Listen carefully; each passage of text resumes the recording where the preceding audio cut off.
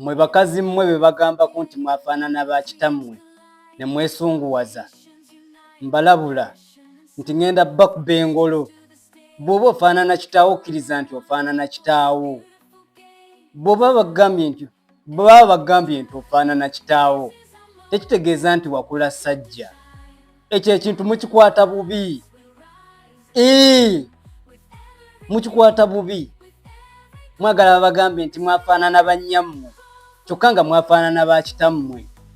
Gwe tokimanyi nti no ne bw'oba ofaanana maama wo ate nga yafaanana taata we. Tolaba nti n'ekintu kye weewala ate era ky'oba otambuliramu. When they say the truth, accept it. Mulongo run oba ofaanana basajja bw'oba ofaanana maama wo ng'ate maama wo yafaanana kitaawe. Mulongo run oba ofaanana abasajja. Naye bagamba nti ofaanana taatawo. Sanyuka kuba taatawo ayinza okubanga yafaanana maama we. Nobanga mulongo run wafaanana bakazi. Entuko wejjira nga ate maama wa taatawo ate yafaanana jjajjaawe omusajja. Bannange si bye bindeese. Kati omulamwa gwa mmwanyi. Tuli ku mmwanyi. Gavumenti eyagala UCDA, Uganda Coffee Development Authority, edde under the governance oba under the guidance of the Ministry of Agriculture. Abantu abamu bayinza okiraba mu light mode. Naye ne gavumenti ekimanyi nti teyina kiki kyegenda kuteeka mu manifesto gyeteeseteese kuwa bantu mu mwaka gwa 2026. Kubanze nzijukira bulungi mu mwaka gwa 2006 gavumenti yafulumya manifesto ng'ekitabo kyerimu bw'okiteeka ku minzaani ne Bayibuli byandyenkana. Naye achievements ze yakola mwaka akaseera amazima gali nti gavumenti bye yakola mu ekyo ekisanja tebijjuza na katikisimu. Kati kambabuulire kino ekintu. Bino ebintu biri scripted.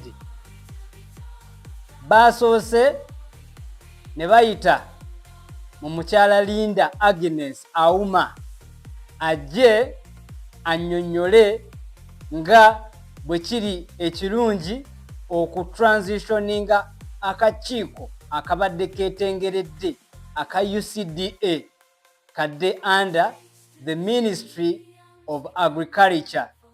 Bakimanyi bulungi nti tebayina cover ya campaign.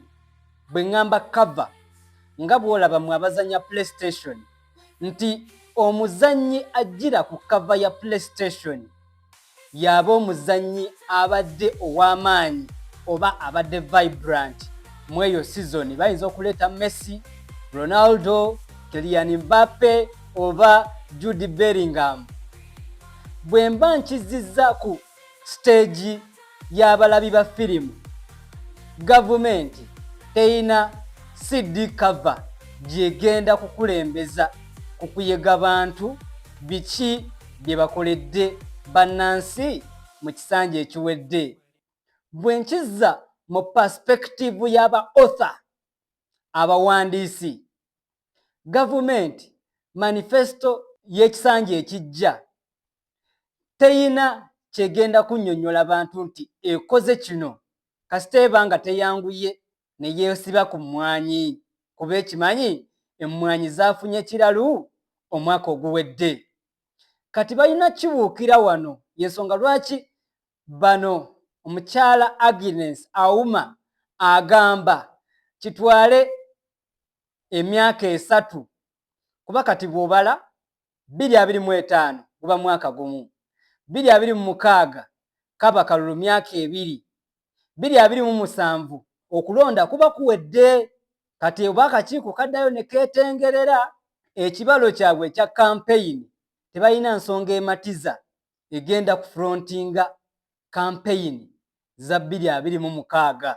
nalaba Honorable Abedi Bwanika ng'agamba omukulembeze w'eggwanga nti UCDA esigalewo.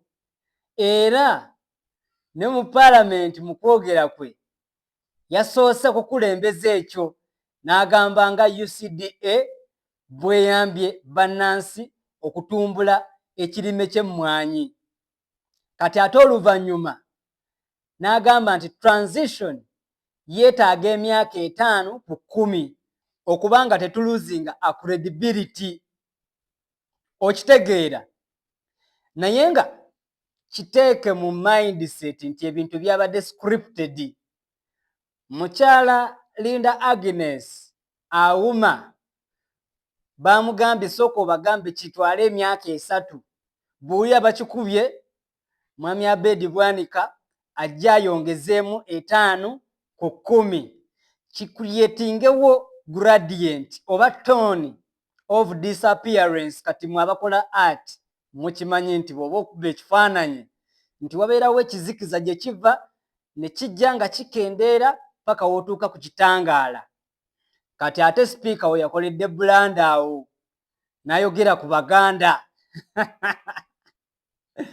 n'ababaka ba Parliament ababadde batakoledde bantu nga bava mu Buganda ne bagamba waawo tufunye ekyokutembeeta tubeere mbantu. Naye nga gavumenti ebitongole nga UMEME weebiri ebyo by'omubizze under Ministry of Energy and Minerals tubibalekedde kubanga abantu tebalina masannyalaze. National Water and Sewerage Corporation etulaze nti tesobola kusupplyinga bannansi mazzi. Kati kiri ekisobola okubanga kibeezaawo bannansi ne bafuna akamwenyumwenyu ku matama. Lwaki mukibuukira mu kaseera kano?